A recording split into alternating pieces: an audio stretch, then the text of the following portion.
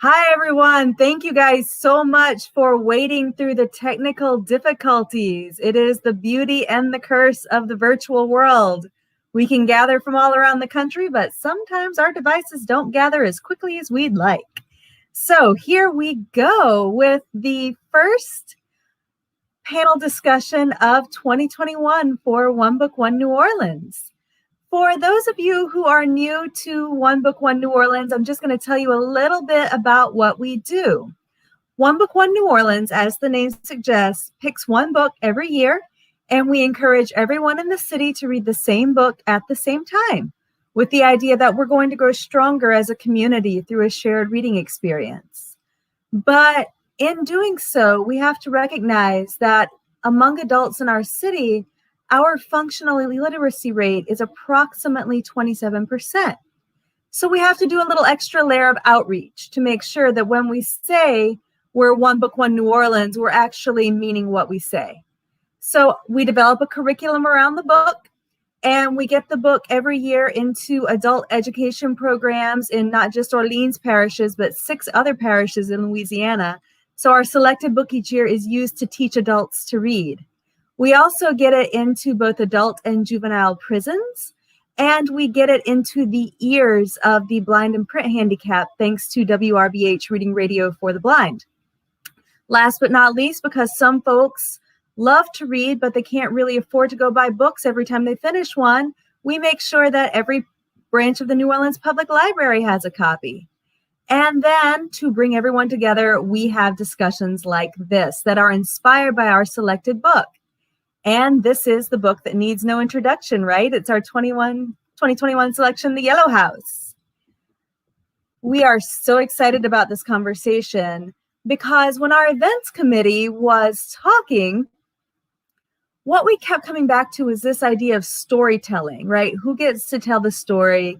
Who gets to decide? And one of the reasons that we came up with this was because of something Sarah Broom said a few times in the novel. She would say things like, I try to look for histories of the East and I don't find anything about where I'm from. And what does it mean when you know that the East has a history and you know that you're from there, but you don't see yourself and your story represented anywhere in the history books and in the libraries, and even sometimes on maps of New Orleans, right? The East will just be out there on the end, if there at all. So the events committee said, well, let's have a conversation about that. And to moderate that conversation, which includes 5 amazing people that have all come out of the East, we have a man who needs no introduction. Maurice Carlos Ruffin. He is the author of the forthcoming book, that was his first book. The forthcoming book is The Ones Who Don't Say They Love You. That one drops in August. It's already on my list. I cannot wait. If it's anything like his first book, We Cast a Shadow, it's going to blow up. We Cast a Shadow was nominated for so many awards and prizes. I cannot even begin to name them all. He's also an amazing literary citizen. He's a member of the Podunk Writers Alliance. He moderates any panel you will ask him to moderate. Thank you, Maurice, on behalf of myself and everybody else who asked you to moderate. And he's also a professor of creative writing at LSU, and currently he is a writer in residence at Oxford, Mississippi. So thank you, Maurice. And without further ado, I'm going to turn it over to you.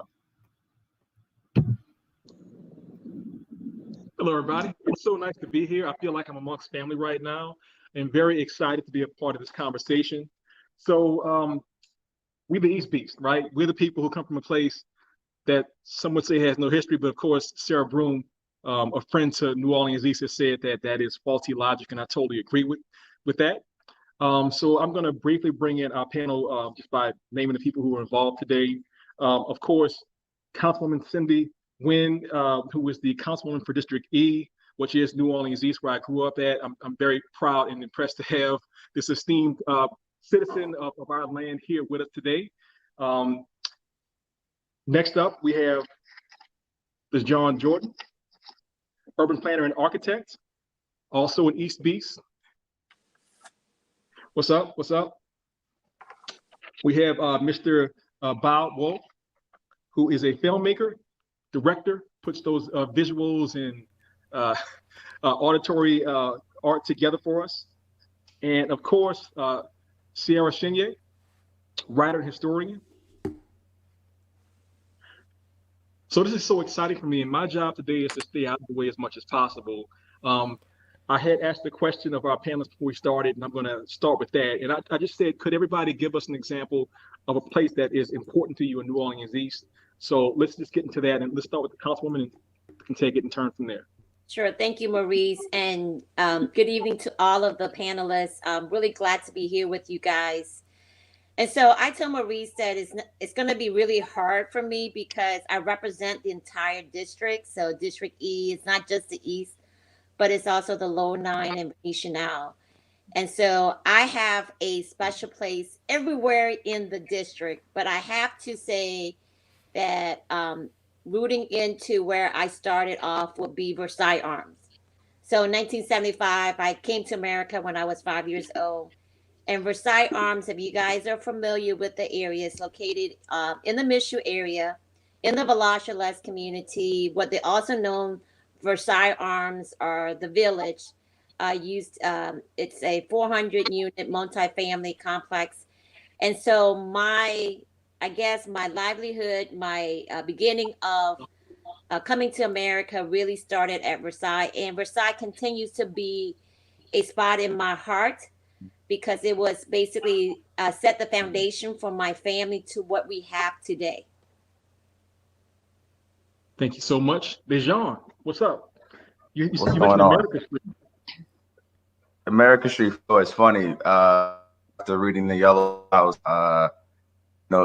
it just kind of builds on that poetry. America Street for me is one of the most important places in my entire life. It's the place where I was raised, where my great grandparents came to New Orleans in 51, 52 from a small town in Mississippi and raised their 11 kids, 7 girls and 4 boys. They raised other folks' kids, but also it was a place where they had their family from Mississippi there too. So to be on America Street, to be in the Goose, or what people call Orchard, right? To have been there and to have gone to school with cousins, or my mom to have gone to school with her cousins, and my grandmother with her friends, and to know these people in my family. America Street for me is like, the spirit of that place is probably more connected to America than sometimes the physical reality. Thank you. Bao, you mentioned St. Bridget Field. Yes. Well, unlike the others, this is a place for me for me and my friends to play flag football. Pretty much, it was a meetup place where we would walk from our house right down the street, and we would just, play football. And for me, it's just a really sort of like a sacred ground for us. It was for everyone to meet up, all the communities, the Hispanics, um, the black, and everyone just came together. We just played soccer, football, and everything. It's just, yeah, that's the place for me in the East. Thank you. And Cierra, please. Yes, I mentioned my favorite, one of my most memorable spots in New Orleans East being the empty lot where my grandmother's house used to stand off of Dowman. And to me, that's just so symbolic in many ways, thinking about the impact of Katrina. I grew up off of Bullard, like right off the service road, had a lot of family members in the East, but every day after school, my grandmother's picking me up and we're going to that house. And so many memories that I have of New Orleans East is associated with that home. It's also where my grandparents became homeowners for the first time after renting, throughout the Seventh Ward, throughout other parts of the city. And, driving back there and seeing just the empty lot of what once was, I think it's so symbolic and brings back a lot of those childhood memories and makes you really reflect on the possibilities of that. And I find it interesting that many people have mentioned places that are very personal and intimate and important to sort of to your souls and your hearts. Cierra, I want to start with you here because you mentioned this empty lot that represents something that was really important to you in the past, and it's just not the same as it was. In one of your interviews, you said, and I want to quote you properly, you said, "I can't look at any issue that we see happening in this city without connecting it to something from way back." And so how do you see these kind of changes happening in New Orleans as our historian on the panel? How are these things connected? So, of course, we can't talk about New Orleans, much less the East, without categorizing to pre-Katrina and post-Katrina. That's our, dividing line. And I think that when you think about this timestamp and you think about the past, and, a lot of people will say, that's back then, that's history. What is that talking about this now? But it's so crucial in understanding what something used to be and understanding the possibilities of what that could and should be present and future. And I think that connecting those past stories, those past memories, it has so much context, especially in a city like New Orleans that is so deeply rooted with history and culture in the East, and the role that the East has played in the city that is often overlooked is so crucial, especially in times where we're seeing a lot of displacement, we're seeing a lot of gentrification. It's imperative that we tell these stories and we tell them correctly, and that the people whose stories they belong to are able to tell these narratives and be seen as the experts of their own narratives, so that we have an accurate picture of what these stories used to be, and a greater understanding of who we are and who we can be. Thank you. So, Councilwoman Cyndi, people are aware of your family's history. Many of whom came here as immigrants, and it seems to me it's obvious that you yourself are a hero for New Orleans, a hero for America, a hero for your parents and the previous generations. Can you talk about how that history of people coming from overseas to be a part of this American experiment, as they sometimes say, how has that been a part of your life? Yeah, and so Maurice, if you could just allow me to share some of my comments. Dasjon, when you mentioned America, I immediately thought of the goose. So I was like, I hope he say the goose. I hope he say the goose. And I'm like, yes.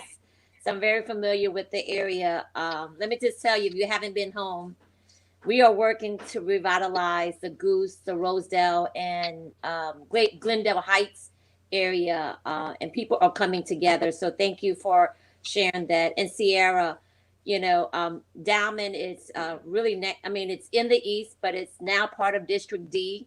So the East has basically, we share two districts, right? And many times as a District E council, I get everything in the East, even if it's in District D.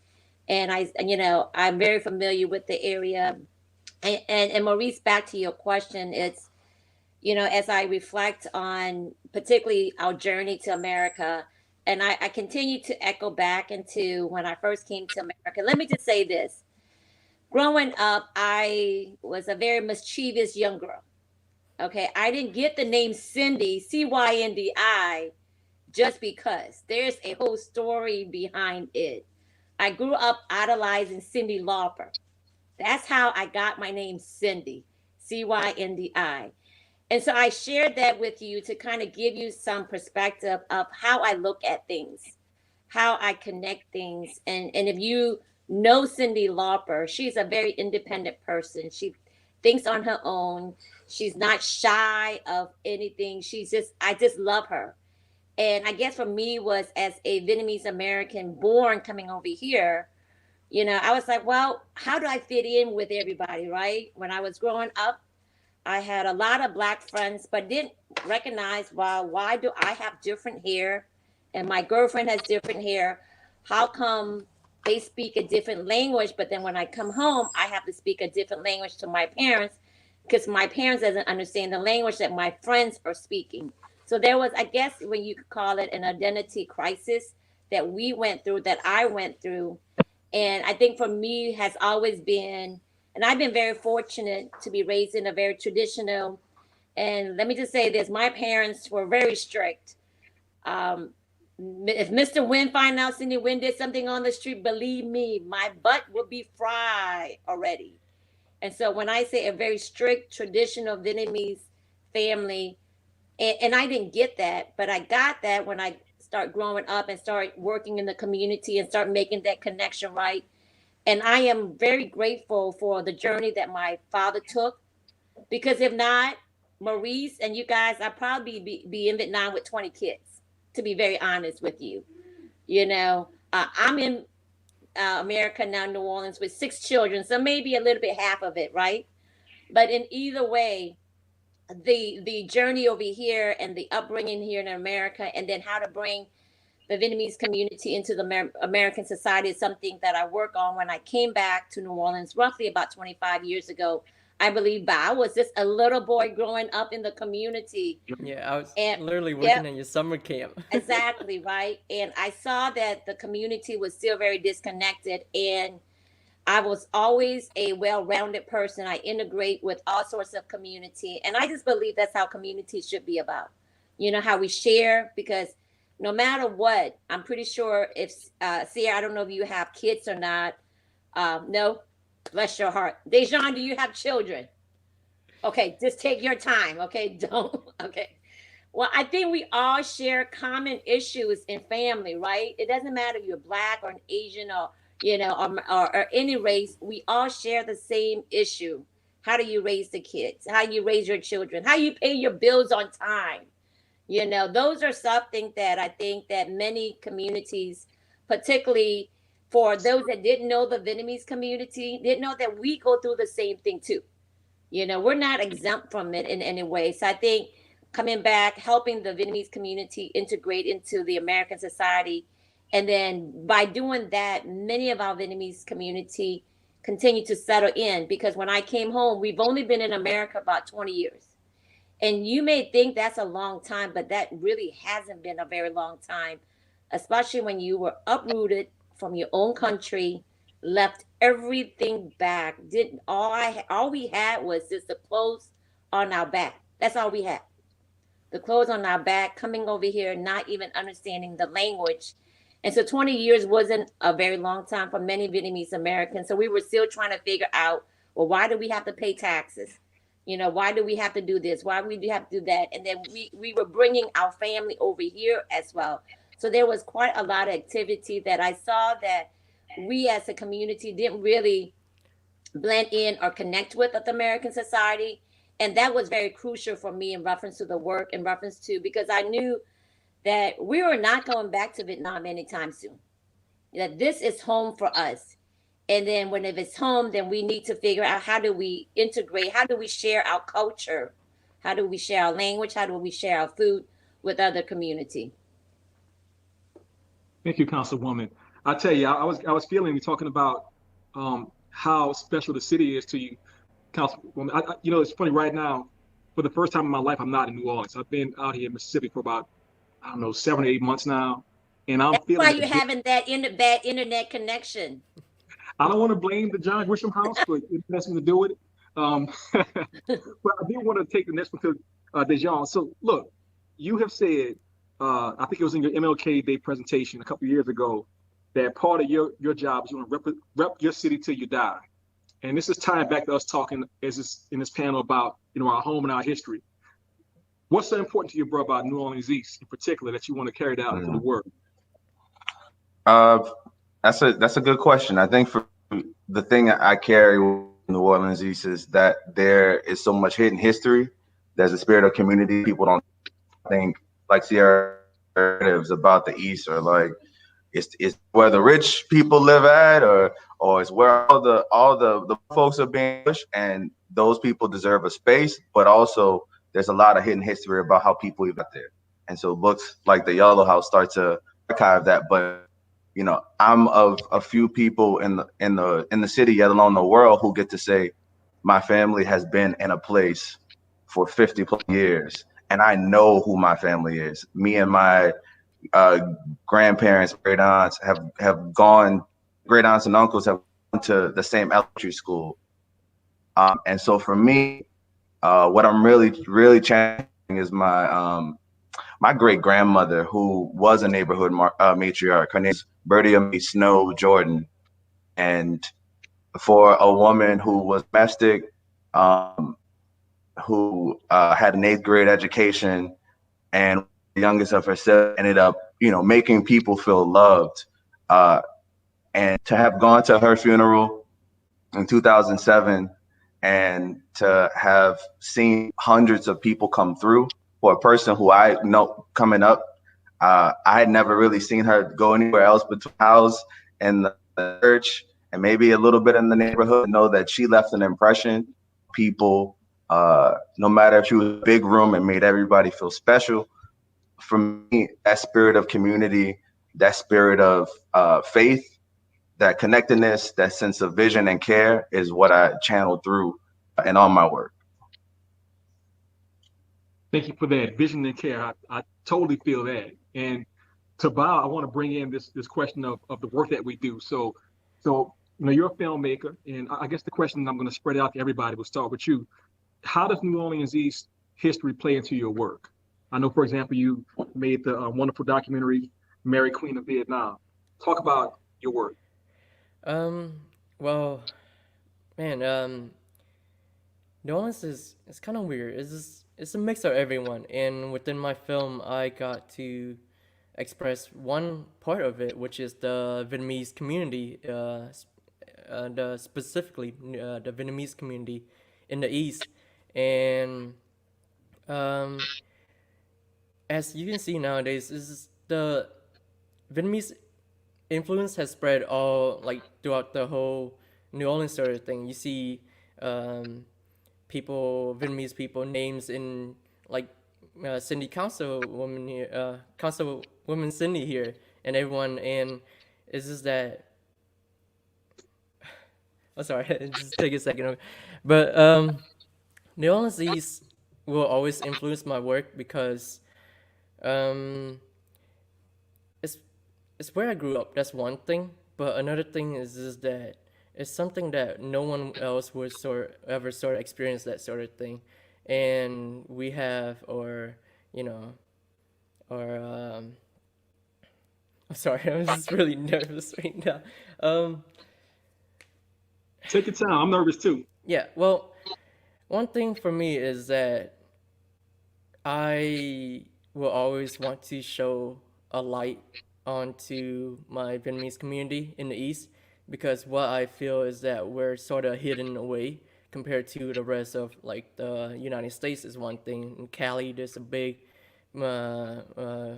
Asian culture and Vietnamese culture out there in up north in Seattle, and it's that. But down here in New Orleans, for me, I feel like we're just a tight-knit small community that no one ever really look at.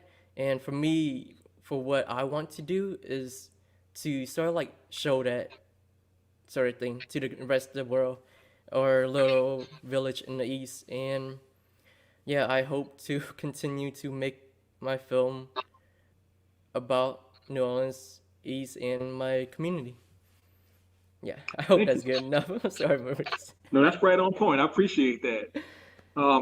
Ms. Chenier, so a big part of your work with Noir and Nola, and I'm a big fan of it, I've been following for a long time, Thank you. is as y'all mentioned, hidden history. And it's this feeling that so many of us, even who came up in New Orleans East, didn't really know about the history of people, the places, the events. Can you talk about your work in unearthing a lot of that information?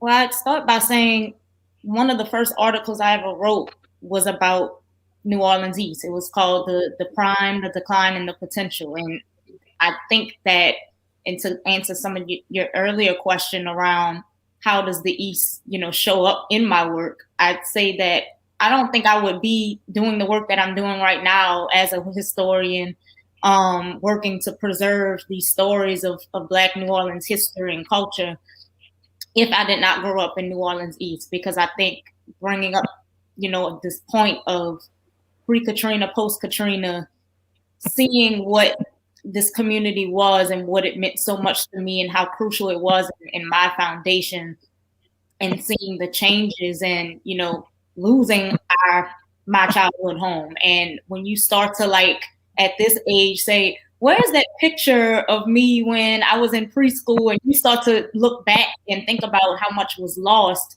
you really gain a greater appreciation for holding on to, what is left in those memories and cherishing that. And so when you start to think about the hidden history and these stories that don't always make it on the first page of Google or make it on, you know, a lot of headlines, is the aspect of a community that really was swampland. You know, when you think about New Orleans being founded as technically the French Quarter, and the French Quarter being what was considered New Orleans at the time, even though you had indigenous groups that had lived here so many years before. When the city started to expand further and further out, this is how you started to get your, you know, historic neighborhoods like the Treme and, you know, the Central Business District, moving beyond the French Quarter. And we know where the East is in relation to that. So it took a while to get that development back there, but that aspect of chef being this mode of transportation before they had the interstate, similar to how Airline Highway is, you know, thinking about how, and that's why you have your motels and your RV parks and your auto shops going further down Chef, because this is what this started out as. And just thinking about the geography of this place, the natural beauty of this place, the size of this landmass and the amount of people in New Orleans that live out there.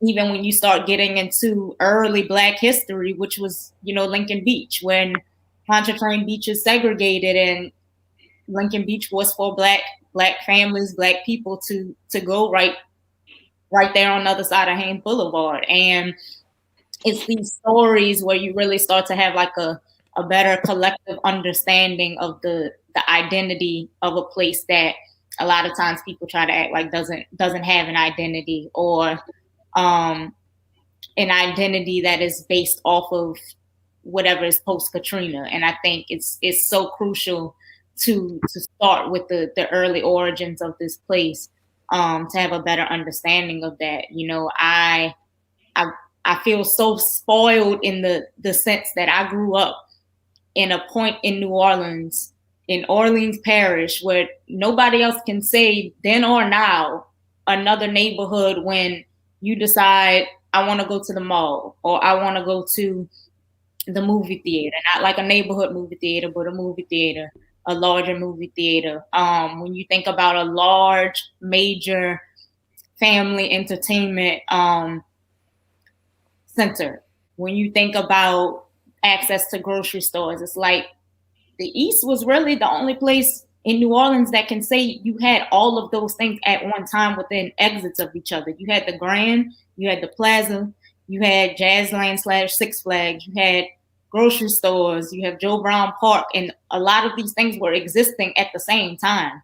And that is just so important to name and not forget that, and know what was possible and what still is possible. And just the fact that even some generations before, you had a whole beach. So thinking about, you, nowhere else in Orleans Parish, no other neighborhood can say that you had all of these things to that level simultaneously. And I just think the history of the East is just so crucial in understanding, you know, the fabric of New Orleans. Cierra, thank you. I saw Councilwoman Cyndi Lauper over there nodding her head. I'm kidding. Part, but was there something you want to add to that part of the conversation? Yeah, I first of all, Cierra, thank you for focusing on the work in the East and sharing the history about the East. And I just wanted to add into the conversation that I want to encourage everybody to write the narrative about the East, you know. And Sierra's right, the East was kind of like the gem of the city of New Orleans, right? When there's so many of the shopping center, the plaza sites, and Six Flags. And let me, if I could just take this opportunity just to add in about the work that we're doing to help revitalize many of the great features that we have in the East. So Cierra, you mentioned Lincoln Beach. And I just want you to know, and all the viewers to know, that the city of New Orleans, the mayor and I are working really hard to reopen Lincoln Beach. And if you're not aware of, we are conducting a study. Lincoln Beach has been closed for close to 50 years. I've already set aside $3.2 million to help reopen Lincoln Beach in form of cleanup, redesign, and how do we make Lincoln Beach a beach where every family can benefit from. And we want to store the culture of Lincoln Beach as well. When I go visit many of my senior citizens now who used to play out at Lincoln Beach, right? And Cierra and Dasjon and Bao, they would, like, their eyes would sparkle. You should see, like, their face would glow when they talk about Lincoln Beach. So I didn't get an opportunity to play as a young girl at Lincoln Beach, but you could definitely tell what Lincoln Beach have brought to many of our residents in our community. And we're working really hard to make sure that we bring that back stronger ever for our community. Six Flag property, just yesterday, Maurice, we announced there's 3 potential groups that got buku of money to help us revitalize Six Flag. I'm so excited about that because for almost 10 years, we've been talking about ideas, vision, proposal, right? But we all know when it comes to development, we need some money, right? And so I'm really impressed with this administration in reference to the direction that it's taking. So again, we got 3 groups at the table in the next few weeks. And I think all of the panelists has indicated the East District E is about community, it's about neighborhood, it's about family. And I'm going to make sure that we bring all of our community, all of our neighborhood, all of our families together to play a role in helping to revitalize Six Flag, in helping to revitalize and shift and make Lincoln Beach a better beach, or even more, with more opportunity for the people here. And so going back to just very community rooted in the East, and Maurice, you're going to hear that over and over in the East. We're like a big, large family with all sorts of personality. And many of our neighborhoods are gorgeous. So I don't know if you visit the East or not lately, but you got to check out all of my neighborhoods. I mean, we're the only part of the city that you will find man-lake neighborhood, meaning that you can actually own an amazing, gorgeous mansion with a lake view in the back. And you can find that in 7 different neighborhoods in the East. I'm so ready for Lincoln Beach to come back. I can't even contain You're myself. going to get a special invite, Maurice. I'll make sure that you are there with us. I can't wait even just to pick up the trash out there and start cleaning up. I think that would be excitement for me right there. I'll be right next to you, Councilwoman. All right. I want to bring it over to Dasjon right quick. So we're talking about our work and how our work ties into New Orleans Beach and our history. And of course, you have a very special relationship with it as an urban planner and architect. You're the co-founder of the Broom Collaborative. Can you talk about your work in general and how it ties into New Orleans Beach history? Yeah, so Root Collab is an urban planning and design firm where, for me, it's thing to just try to do development. It's another thing to say the way people have their sense of identity, their culture, the way they name a place is important, and we shouldn't just throw shopping strips or different without thinking about how we center those stories, how we center those histories, and then how we think equity in the development process. So do people have ownership stake in the development project, or do we see businesses represented? So we think about like racial equity the whole way through. But outside of that, my work in the East has really been focused on the family archiving piece. For me, it's really important to start to document some stories. We got elders who are getting up there a little bit. And so I think we can start to put development in the place. It's important to people their history. And embarking on right now is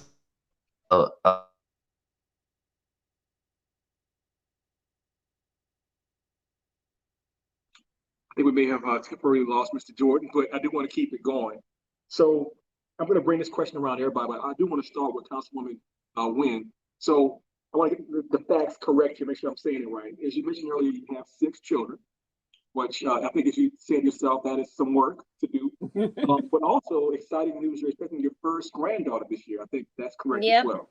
So I do want to ask you, as we contemplate this special person arriving here in the world with us, what would you want your granddaughter to know about your experiences in New Orleans East, or about New Orleans East in general? Well, Maurice and everybody. So we're expecting Summer Swan, Letty Cloud, who's going to be my first granddaughter. We're expecting Summer Swan to arrive here on October the 12th. That's how Pacific I am and eager for her to come. Couple of things that I want Summer to recognize is that so she is going to be her father, Stephen, my son-in-law is Black, and of course Alexis is Asian. So Summer is going to be biracial. And so a couple of things that we are preparing and working to make sure that we share our culture. So even Charlotte, Stephen's mom, and I have already shared in reference to, like I'm Catholic, they're Baptist. Do we baptize Summer? So we're focused. I want Summer to make sure that she's blended in both culture. Um, so that's for family, because family is always big for me. Because if Summer is not rooted in her family, I just feel like she's not going to be able to function well in society, or being able to contribute back to her community. And her community is going to be part of her family. And so I think family is going to be huge for us. But I want Summer to be able to fit into a society. And let me just tell you this, and I know a lot of my residents are watching this. I'm going to need you guys' help. I've raised Asian kids. I work in a very diverse, community, but I don't know if it's different, raising, a biracial child, a granddaughter or not, so I am always open to learning on how do I take care of my granddaughter in a most spiritual, healthy, where she's going to be able to fit in. And so I'm doing a lot of reading around that to make sure that she feels comfortable, and then be able to answer questions for her. And she's probably going to ask me, she goes, well, she's going to call me Bao Ngo. So that's what we call grandmom in Vietnamese. She's going to probably say Bao Ngo, am I Black or am I Vietnamese? And, we as a family is going to work with Summer and just basically help her to recognize that she has the better of both worlds with her, and that we're going to love her, and that, that there's certain tradition that, that Charlotte, her grandmother, wants to honor, and we want her to honor that as well. So I think it's going to be a lot of sharing for us as it relates to Summer, Maurice. Um, can I get a second to follow up on Miss Cyndi real quick? Please. So along with the question, I see it in comment as well too. By Ronald Smith. I believe it is important for us to bring out the story of how Vietnamese community is an integral part of our city and New Orleans East. Are you working to highlight the heritage? So one thing about the Vietnamese community in East right now, I believe that is, for me, is an identity thing as well too. And I'm sorry to say, Miss Cyndi, I already have, like, I came over to United States in 2005 when I was 9, and I'm already having my own sort of like identity sort of crisis and stuff.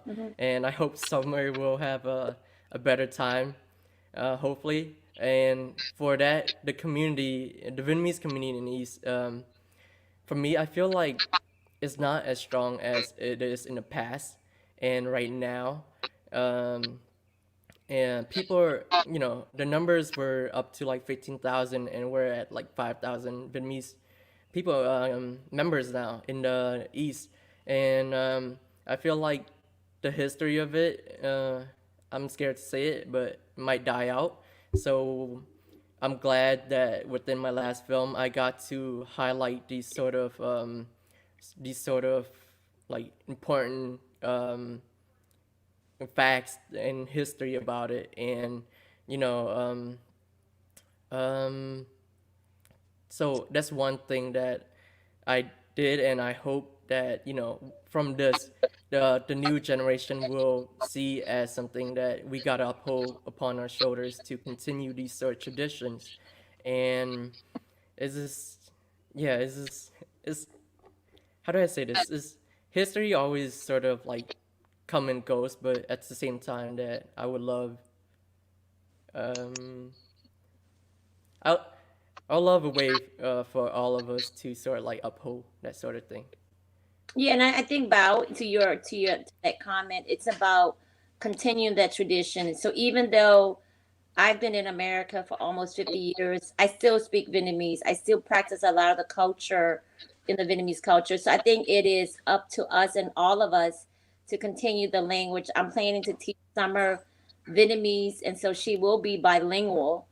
Nice. But I also wanted just to credit you for the work that you do, because there was one point where I felt like a lot of our first generation, which is my grandparents and my parents, will be moving on. My grandparents have already passed away. I'm very blessed to still have my parents.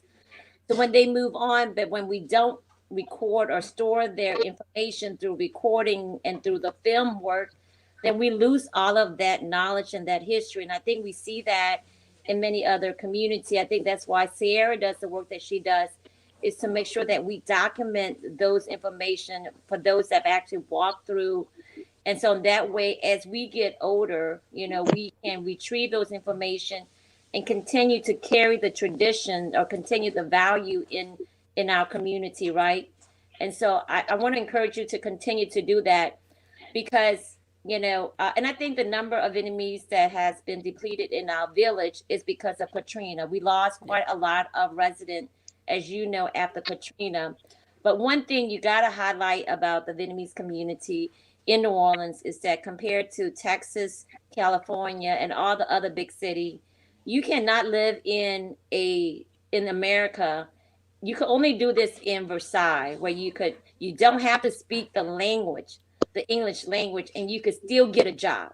You could still function, right? Because there's always a connection in reference to a job where those that are just coming to America, they are able to get a job right away. We have dentists that speaks our language, right? We have supermarkets. So I think we have a lot that we need your help to promote it, to highlight a lot of the things that are happening in the community as well. I'll try my best. Great. Thank you both so much for that. I mean, I really appreciate that that understanding that our history is so important through our people.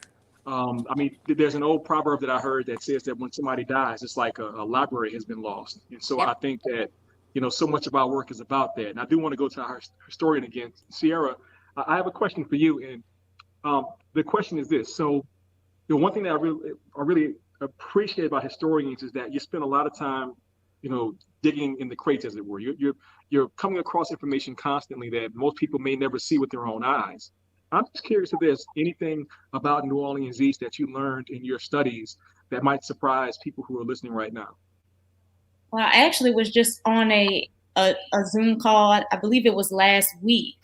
Just listening in to, I believe it was through Historic New Orleans Collection. But I'm gonna have to check and make sure the organization was correct. But speaking to some of these, like the archaeology of the city of New Orleans, and I expected, early on they were gonna start talking about the French Quarter. They always digging up the quarter and finding, pre-colonial artifacts and things like that, and being able to see in the soil level, what period of time this was, the deeper they go down. But I had to pick up my phone in because I heard them start talking about New Orleans East. I was like, wait, hold up. You never hear about that when you hear about, especially, pre-colonial and, archaeology. And they started talking about how they were digging up all these different artifacts, way towards the back, in the Michoud area.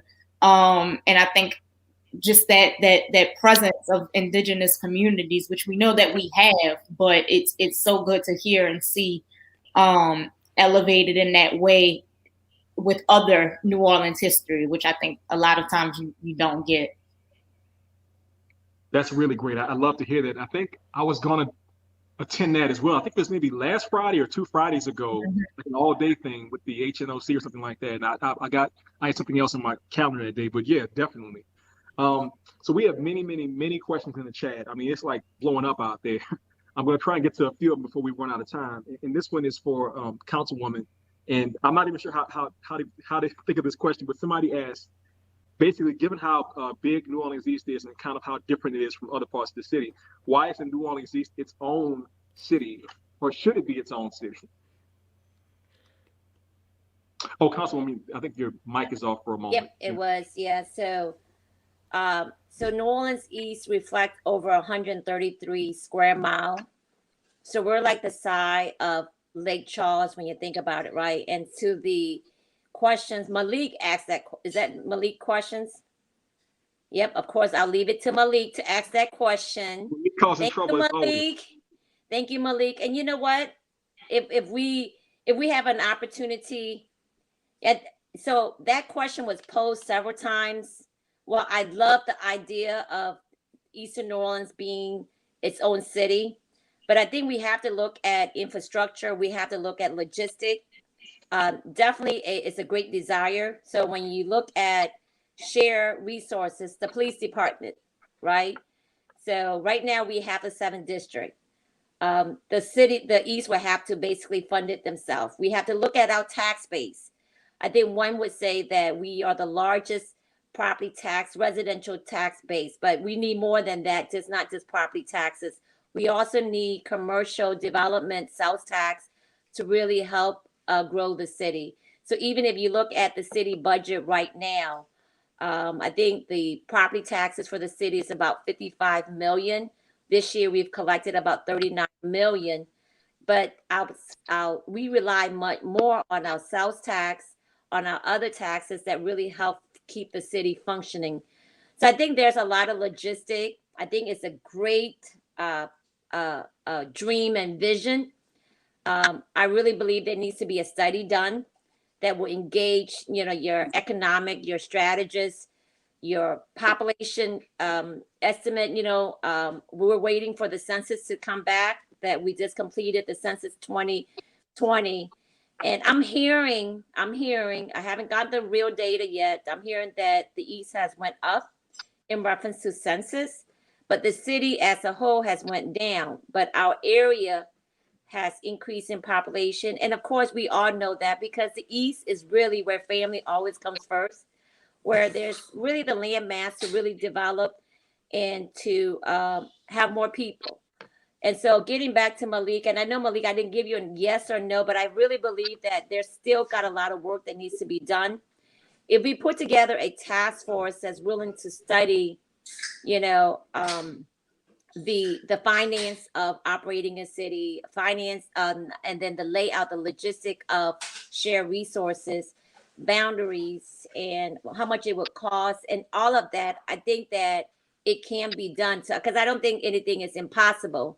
We have to invest some time in and really make sure that we do the study, that it's going to be successful. I believe it's possible, but I still have a lot of questions around how it needs to be done. It's a complicated question, and I think that's a very fair answer, Councilwoman. Thank you for that. I do want to go back to Dasjon. So I just wanted to say really quick, I'm blaming this on energy. They come for me. My power went out, so we're gonna call our energy right now for the moment. We're gonna call them right now. I'm gonna get them on the phone right now, bro. So look, I mean, part of what you do in your work, I believe, is that you sort of envision the future of cities. I'm just curious if there's anything about New Orleans East you've thought about that you would like to see change in terms of infrastructure or any other part of what you think about. Yeah, I think for me, New Orleans East needs to focus on 3 things, really, right? Racial justice, environmental resiliency, and where cultural hubs are. I think one thing New Orleans East sometimes misses is that sense of what is our orientation, what do we have that's valuable. I think a lot of that is credited to different other neighborhoods that are earlier colonial parts of the city. But I think we need spaces that say, like, what does a New Orleans East Cultural Museum look like? Because when people have things to convene around together, they have something to fight around. Right now, that looks like Six Flags, but Six Flags was a business, and that's beautiful that people are fighting around a business.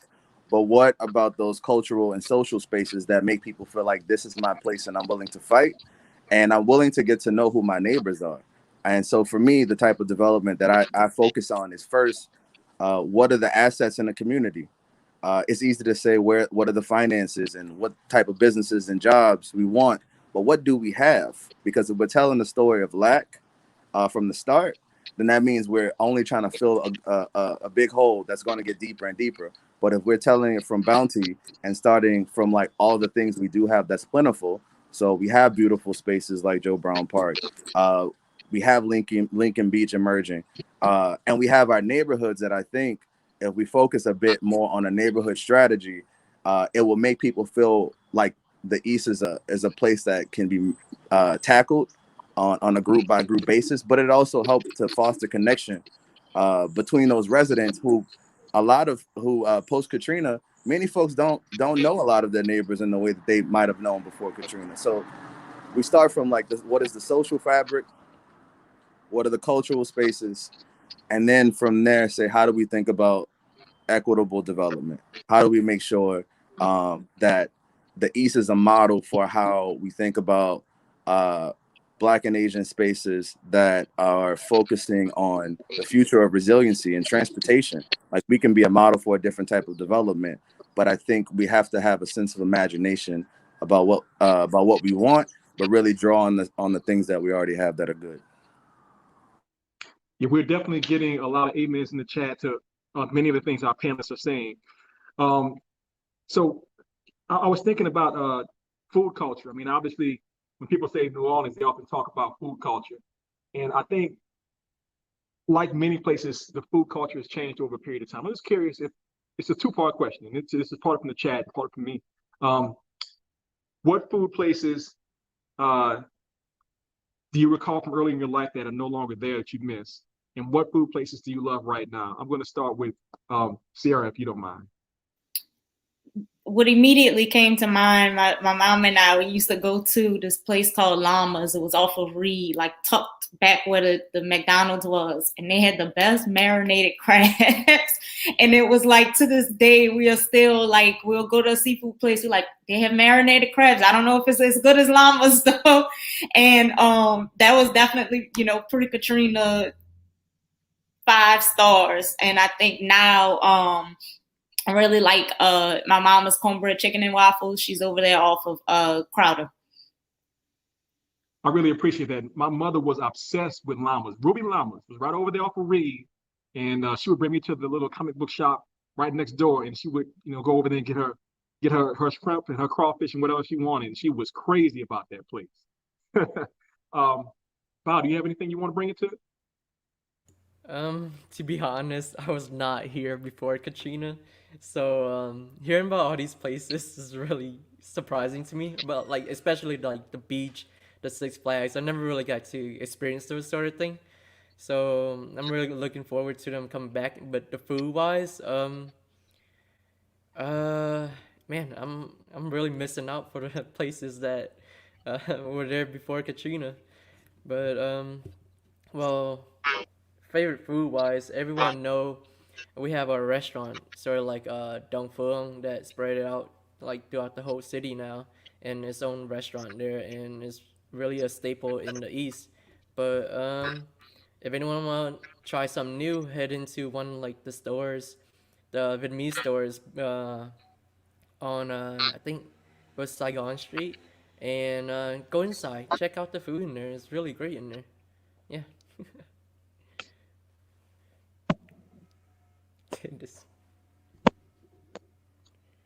And Mr. Jordan, are there Look, places in the past? Look, places I'm just looking at the recommendations because I'm over here asking the same question you are. I mean, for me, most of the good food is coming traveling from family house to family house, and I'm in the midst of COVID. You're missing a lot of that, and so I think there's an opportunity to make sure we put more of that out on Front Street, so people can actually elevate what they're doing. But right now, I'm on the search, so keep the comments coming. I definitely feel that. And it's funny because we've had a lot of discussion today about obviously New Orleans history and places that used to exist. Certainly when the Councilwoman mentioned this idea of Lincoln Beach coming back, I mean, that's very exciting. I know for a fact growing up that it was interesting to have New Orleans East having these ponds, like she mentioned, that are all around New Orleans East. I remember being a kid and thinking, this ain't normal. Most neighborhoods don't have like a pond just sitting in the middle of it like this in New Orleans. I'm just curious, is there anything you would like to see New Orleans East get, whether it be something entertainment wise, something cultural, something in particular that's in the back of your mind that you just want to see come to New Orleans East? Anybody who wants to hop in? Can I go first? Yes. So I saw in the comment too, somebody mentioned that, we need a fresh produce store like that. We don't have a Ross's near us. We have a Walmart, but we need something like, that's available to us, sort of like that. And I think it'd be really great if something like that come to us. That's so important. Absolutely. I have a list, but to be brief, I think definitely to the point that DJ mentioned about, something cultural, something that presents and highlights and archives the history and the community and the character of the East, whether that's in the form of a museum or, anything cultural. And then I'd also say that sit down restaurants for sure. I think that, when I think about pre-Katrina, New Orleans East and Shoney's being right there and like the aspect of like sit down restaurants, I think can open up the door for a lot of other economic development. And I'd say the biggest is entertainment, absolutely, because I think specifically for the young people that are growing up in the East now who may have roots somewhere else, but due to Katrina or now living in the New Orleans East, and what does it matter to them what the East used to be? They're only growing up seeing what's in front of them. And I think it's so crucial to have something for these kids. I know the Optimist Entertainment Center had opened off of Reed, but thinking about to the extent of something like a Jazzland, like a Six Flags, doesn't have to be a theme park, but I think entertainment is a major piece because I can think about the ways my eyes used to light up as a child, knowing that I was 2 minutes away from a major theme park, or knowing that I was right up the street from, a movie theater and things like that. But I think definitely the entertainment piece can set a precedent for so much other redevelopment that's definitely needed. Yeah, you mentioned earlier about the movie theater and definitely Jazzland. I mean, it is something to look back at that era and think we had all that stuff and it was just normal. I mean, I remember being a kid in the 80s, I'm a little bit older than y'all, and being a kid in the 80s and going over to, before the Grand Palace Theater, we used to have like the old AMC or whatever it was called. It was like a big theater. And you would just go there like on a Saturday morning and watch like Transformers, the animated film. And, my friends in other parts of town didn't have that kind of experience. And the same thing for the bowling alley. We had a bowling alley on Bullard. It was there forever. So, certainly, I think, Mr. Jordan might want to hop in right here with some things that perhaps you want to add to the list of things we could possibly have. I think we have maybe just over 5 minutes left here, but what would you add to it? Yeah, so I'm going to tee up the cultural spaces one more time, and of course the restaurants. I'm definitely going to plant the seed for Cierra to start a cultural space in the East. I'm manifesting that right now. But but I also think we need to be thinking about spaces for youth. I think the conversation in our city in general is that youth are out here and they need something to do. But how do we give them some form of a youth center where we're activating their talents? How are we creating places that the folks who are the Katrina babies who want to be in the East an opportunity to say, hey, I want to actually own a home here, or I want to be here, I want to invest here. And you can't do that without some of those spaces. And so I'm going to keep pushing on how do we think about our youth? How do we make sure that we have spaces that exist across the city, like Community Book Center on Bayou Road or Shea Cultural Center at the Castle Hill? Those places hold down a whole community because people know they have a home outside of their home. And I think the East has the opportunity to have a few of those across the large landmass. That's such a great point. And, I actually had forgotten about it. I think you mentioned Joe Brown earlier. And up in like the mid 90s in Joe Brown, there was this kind of like nature center in the middle of Joe Brown. So you were a young person, you go in there and they had like, plants from outside and different exhibits about the animals in the area. And I was there for a long time. And I think, I'm not sure what happened to it, but those kinds of spaces are great for young people to experience. It's still there, Maurice. Maurice is still there. And it got renovated a few years ago. And folks So don't what? know. Folks don't know. It's brand new, but it's another hidden gem that is ours. But I think platforms like this help to elevate that. But those are our spaces. So I want to just encourage people to take ownership. Brink. I love to hear it. I know it was down for a little while after Katrina. I know I haven't gone back to check it out since then. But so as before we close up, this is a question that I think we don't necessarily talk about very much, but obviously a big part of this conversation in the history of New Orleans East is how Katrina affected it. I mean, it washed some people out. We lost many citizens. We lost many businesses. A lot of our personality was lost in that period. So I just want to ask if anybody has any thoughts about the future of New Orleans East as it relates to climate change, the levee system, the environment in general. What are we doing? How are we going to protect ourselves? Any thoughts at all about that?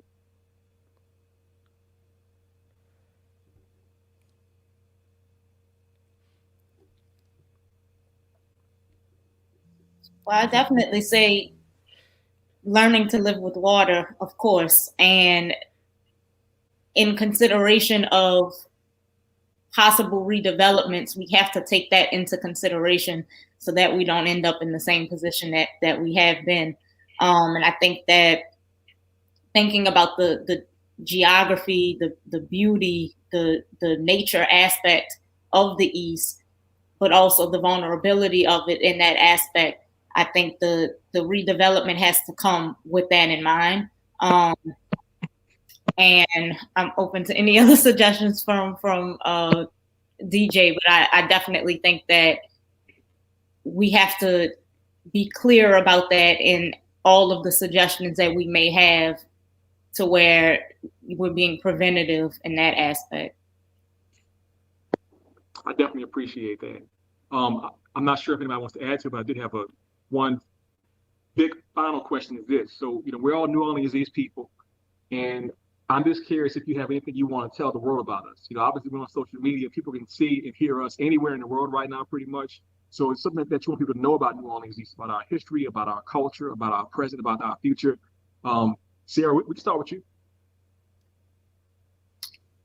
I think that I'd like people to know that New Orleans East definitely has a history, which is the purpose of this great panel, and understanding that similarly to how so many New Orleans neighborhoods have an identity.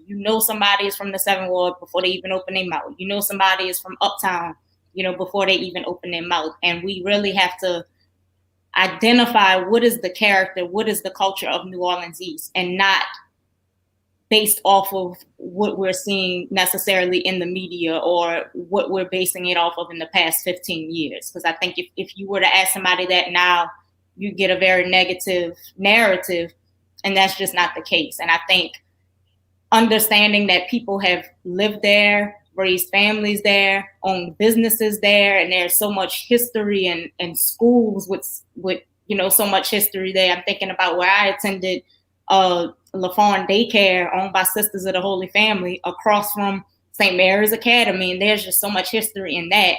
And understanding this identity and people are still here, and we can't talk about this area of New Orleans as if it's disposable or as if it's something that you could just give up on. I know a lot of the post-Katrina conversations were shrink the footprint, give up on the East, don't bother, nothing can sustain there. And you can't say that when people, especially Black and brown people that are living back there and have a right to survive and live and really have access to so much of what so many other areas of the city have access to. Thank you so much for that. Bao, do you want to say anything in closing? Well, I'm gonna add on more to that too. Like you say, there's people living here. There's people they have families, residents, and everything out here. Like, right after Katrina, they tried to put us out with a landfill, tried to throw a landfill there, and thankfully we fought it off. And I think that we will continue to fight for our space, and hopefully our communities are, as the age goes, our communities becoming tighter, and we'll maybe even try for the our own space of New Orleans, our own city, you know. So yeah. Thanks so much, Bao. And lastly, hey John, what you say? I'm just going to echo what the other two panelists said. New Orleans East is a living history museum. We lost a lot of our spaces, but people are walking with the history, so don't write the East off. I also say folks like Cierra and Bao are super important. So check out their work because they are our accountability. They are artists, they're documentarians. And so they are the ones making sure that we know that the harm that has been done to our places in the past aren't the first time they've been done, but our resilience isn't the first time we're having to be resilient. So check out their work. My goodness, I knew this was going to be a fire panel. The East Beast lives, obviously. I want to thank our panelists today, including the councilwoman who was here as well.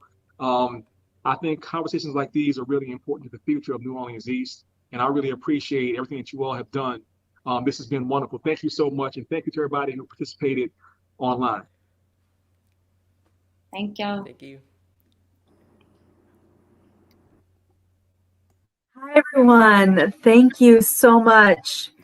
Not only was I so engaged by this panel, but I'm looking in the conversations in both the Facebook and YouTube chat, and it's just blowing up. I want to go back and look at everything again, both the panel and the conversation, just to be able to take it all in. And if you guys want to do that too, this will actually live on our YouTube channel and our Facebook page. You can go back to it, revisit it, share it with your friends and family.